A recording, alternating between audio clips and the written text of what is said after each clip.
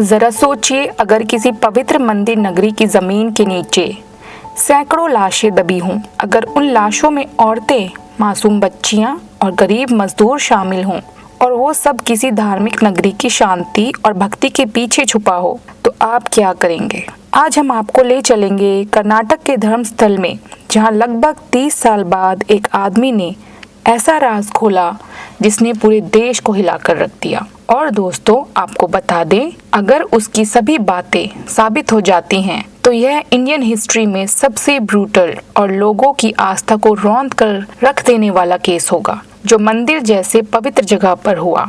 Hello दोस्तों, welcome back to another episode of Triggered Tales. दोस्तों, video में आगे बढ़ने से पहले आपसे रिक्वेस्ट है कि आप हमारे चैनल को प्लीज सब्सक्राइब करें। प्लीज हम नए यूट्यूबर्स को भी सपोर्ट करें। धर्मस्थल मंदिर भारत के सबसे पुराने मंदिरों में से एक है। इनका निर्माण लगभग 800 साल पहले हुआ। यह मंदिर भारत के कर्नाटक के दक्षिण कन्नड़ में है। इस मंदिर की देखरेख लंबे समय से हेगड़े परिवार के हाथों में है। साल 1968 से वीरेंद्र हेगड़े यहाँ के धर्माधिकारी हैं। उन्हें पद्म विभूषण से सम्मानित किया गया है और वे राज्यसभा के सदस्य भी हैं। नरेंद्र मोदी जी ने बीजेपी पार्टी से उन्हें राज्यसभा मेंबर बनाया। साल 2012 इस परिवार और मंदिर पर ऐसा साया डाल गया जिसे आज तक भुलाया नहीं जा सका। धर्मस्थल की 17 साल की मासूम सौजन्या, जंगल में उसकी लाश मिली। उसके शरीर पर दरिंदगी और हिंसा के निशान थे। सौजन्या का परिवार आज भी यही कहता है, इस वारदात में मंदिर प्रबंधन के लोग शामिल हैं। पर यह आरोप कभी सच साबित नहीं हो पाया। लेकिन दोस्तों, कहते हैं कि सच को जितना दबाया जाता है वो उतना ही तेज चीखता है जब सामने आता है। 3 जुलाई 2025 कर्नाटक पुलिस के सामने 48 साल का एक दलित शख्स सामने आता है। वो 20 साल तक धर्मस्थल मंदिर में सफाई कर्मी रहा और पिछले 12 साल से छुपकर जी रहा था। अपने बयान में उसने कहा, मैंने 1995 से 2014 तक सैकड़ों लाशें दबाई। उनमें कई औरतें और नाबालिग बच्चियां थीं जिनके कपड़े फटे हुए थे, जिनके जिस्म पर तेजाब के निशान थे और गले पर रस्सी के निशान।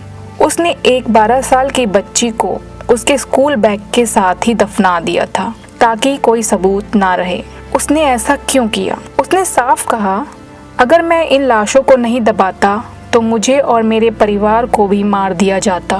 2014 आते आते उसकी मानसिक हालत बिगड़ने लगी और जब उसकी अपनी ही रिश्तेदार लड़की के साथ वही दरिंदगी हुई तो उसने सब कुछ छोड़कर परिवार को लेकर धर्मस्थल से भाग गया। 12 साल तक छुपकर जीता रहा, लेकिन गुनाहों का बोझ उसे चैन से सोने नहीं देता था। जब उसने यह सब प्रशासन को बताया तो पहले किसी ने उसका यकीन नहीं किया और सिरफरा कहकर वहां से भगा दिया। वो वहां से चला गया। फिर उसने एक कब्र खोदी, एक कंकाल निकाला और कोर्ट में पहुंच गया।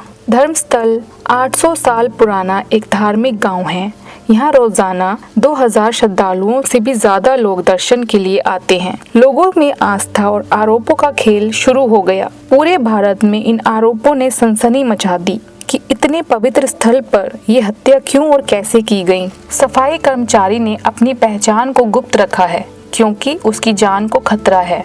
उसने ऐसे राज बताए हैं जिनसे उसकी ही नहीं बल्कि उसके परिवार को जान का खतरा है। इसलिए इस सफाई कर्मचारी ने अपना पूरा शरीर काले कपड़ों से ढक लिया है। उसने बेलथनगढ़ी की अदालत में बयान दर्ज करवाते हुए कहा, जिनके कहने पर उसने ये सब किया वे सोसाइटी में बहुत ही पावरफुल लोग हैं। उनके इशारे पर पूरी सरकार हिल सकती है और अगर उन्हें पता चल गया कि मैं कौन हूँ तो मुझे भी खत्म कर देंगे। इसलिए इस नकाबपोश को कड़ी सुरक्षा दी गई है।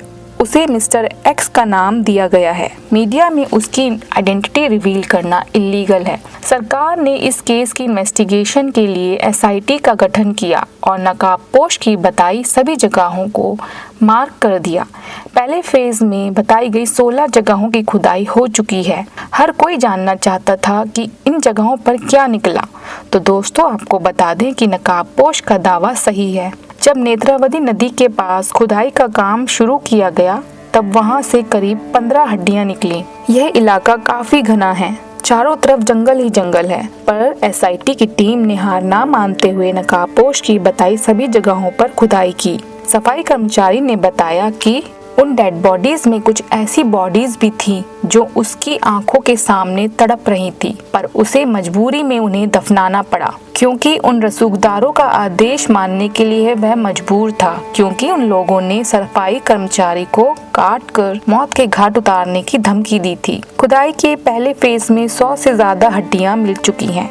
इंसानों की खोपड़ियां, लोगों से जुड़ी चीजें भी मिल चुकी हैं। एक महिला का एटीएम कार्ड भी मिला है। दोस्तों, आपको बता दें कि किसी पुलिस अफसर ने नकाबपोश पर केस वापस लेने का प्रेशर भी बनाया था। क्या धर्मस्थल पर ये आरोप पहली बार लगाए गए हैं? तो आपको बता दें कि ऐसा नहीं है। धर्मस्थल पर आरोपों का इतिहास रहा है। 1987 में 17 साल की पद्मलता का बलात्कार और हत्या मामला, 2012 में 17 साल की सौजन्या का रेप एंड मर्डर जो आज तक अनसुलझा है, 2003 में मेडिकल स्टूडेंट अनन्या भट्ट की खुदकुशी। हर बार जनता ने प्रदर्शन किया पर सच कभी सामने नहीं आया। सच्चाई चाहे जो हो, लेकिन इस एक गवाह ने एक बार फिर भारत के सबसे पवित्र कहे जाने वाले नगर पर सवालिया निशान खड़े कर दिए हैं। धर्मस्थल का यह काला सच अभी और परतें खोलेगा, क्योंकि दोस्तों आपको बता दें कि फेज 1 की खुदाई का काम पूरा हो चुका है।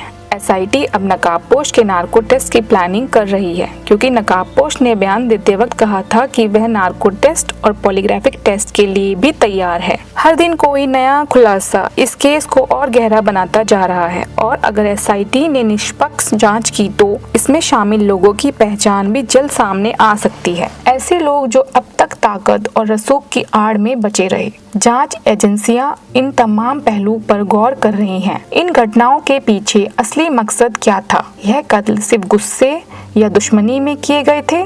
क्या इन पीड़ितों ने कुछ ऐसा रहस्य जान लिया था जो उन्हें जान से हाथ धो बैठने तक ले गया? सबसे बड़ा सवाल यह है कि लोगों की हत्या क्यों की गई? इनकी आत्माएं अब भी इंसाफ की राह देख रही हैं। ऐसा लगता है यह सारा मामला राजनीतिक और धार्मिक स्वार्थ की चादर में लिपटा हुआ है। धर्मस्थल में लाखों लोग दर्शन करने आते हैं। ऐसे में अचानक इतने गंभीर आरोप लगना और फिर मीडिया में इस पर बवाल मचाना लोगों को सोची समझी चाल भी लगती है। यहाँ लोगों का यह भी कहना है कि अगर अंधेरे में कोई ऐसा काम हो रहा हो जो इंसानियत को शर्मसार कर दे, तो फिर वह स्थान कितना भी पूजनीय हो, उस पर सवाल उठाना लाजमी है। इस केस को लेकर सोशल मीडिया में बहस शुरू हो चुकी है। दोस्तों, आपकी क्या राय है कमेंट में जरूर बताइएगा। सौजन्या का परिवार आज भी यह कहता है कि उनकी बेटी की हत्या में मंदिर से जुड़े लोग शामिल हैं। खुदाई में मिली हड्डियों का डीएनए किया जाएगा। आज कई परिवार सामने आ रहे हैं और अपने गुमशुदा परिजनों की कंप्लेंट दर्ज करवा रहे हैं। 2003 में लापता अनन्या भट्ट की मां ने कहा, मेरी बेटी की हड्डियां खोज कर दीजिए ताकि वह उसका अंतिम संस्कार कर सके। यह आवाजें दिखाती हैं कि यह सिर्फ लाशों की गिनती का मामला नहीं है, यह इंसाफ और आत्माओं की शांति का सवाल है। क्या सौजन्या को इंसाफ मिलेगा? क्या उस 12 साल की स्कूल की बच्ची को इंसाफ मिलेगा? क्या एसआईटी सच का पर्दा उठाएगी या फिर ये केस अंधेरे में ही खो जाएगा? आज के लिए इतना ही दोस्तों, फिर मिलेंगे एक नए केस के साथ। Thanks for watching.